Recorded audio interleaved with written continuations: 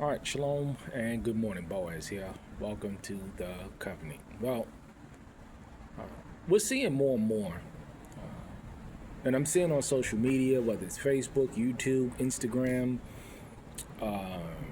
TikTok, more and more people are talking about the collapse of the economic collapse that's taking place in the Western countries. You see rioting all over the place. You see young people going into stores and stealing. I'm talking about they're going in mobs of people going in and stealing. You're seeing the federal government troops being rolled out to major cities like Austin or out there in Texas. You're seeing D.C. You're seeing California. You're also seeing the homeless crisis that's just off the chain. You're seeing massive amounts of federal layoffs. And I told people, and I'm telling people now, because I have a lot of family, my natural family, they work for city government. And New York City is running a billions of dollars in deficit. And I said, because see, again, I'm predicting, and it's going to come to pass that these governments are going to start laying off these city employees. And what do these people do? I've been warning and I've been screaming on social media for the past 10 years, and people call me a kook, a crackpot, crazy, and now it's affecting them. These are the precursors that happen before we go into a flat out martial law totalitarian state. And this is why I moved out to the country, because you got to understand the things that I'm seeing on social media, they're not happening out in the country. They're not happening out here.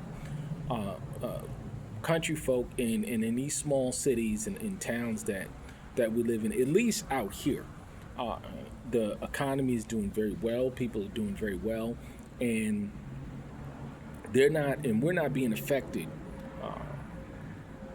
to all of the from all of these mass layoffs and things that are taking place. It's pretty sad to see, and I'm seeing a lot of people that I know personally begin to suffer because they refuse to change. They refuse to see the situation for what it is and adjust accordingly. And you're not going to be able to save these people. You're not going to be able to convince these people, regardless of how bad things get, regardless of how bad the economy gets. I was just now in the local butcher, and I saw a slab of ribeye steaks going for $275. 250. The slab that they cut up. I'm seeing brisket going for upwards of $100 a slab, $150 a slab. It's getting to the point where only rich folk or people that is well-to-do off is going to be able to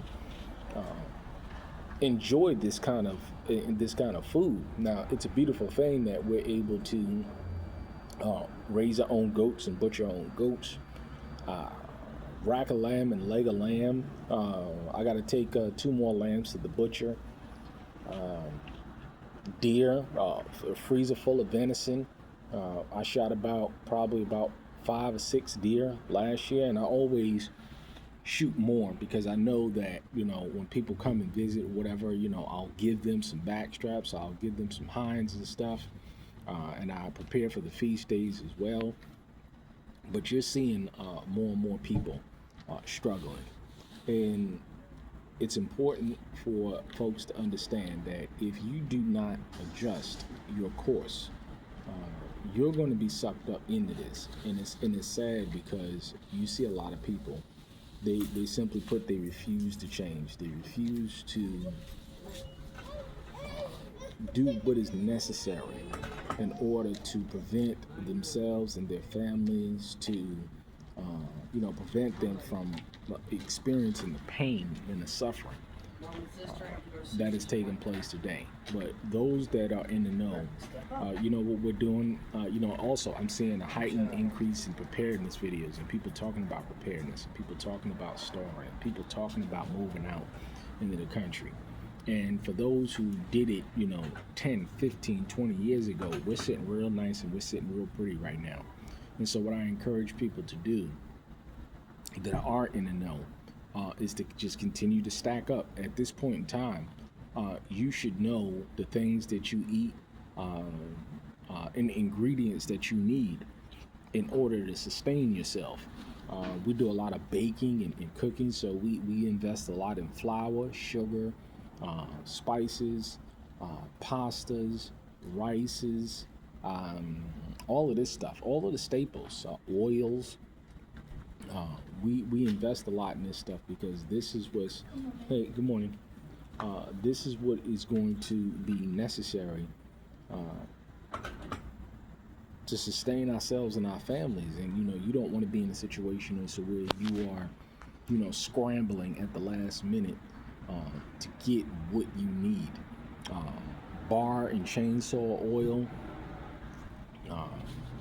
The beautiful thing about the chainsaw gasoline is that you get to mix it, and it's pretty much stable. You don't have to worry about it going bad like you would regular gasoline. But these things that you need to be putting back for and storing, because these things are just going to get more and more expensive.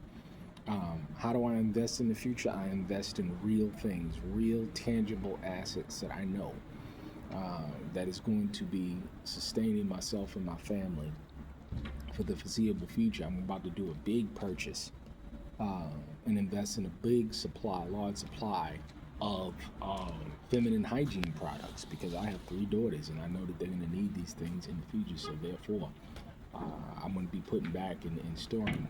Good morning. And storing in the future, because I know that these are things that are going to continue to go up in price, and they're going to need. Because I tell you, it's different. Preparing for young men is way different than preparing for young girls. Consignment stores. I mean, we're just doing all of these things in the background to ensure that we have what we need. Be proactive.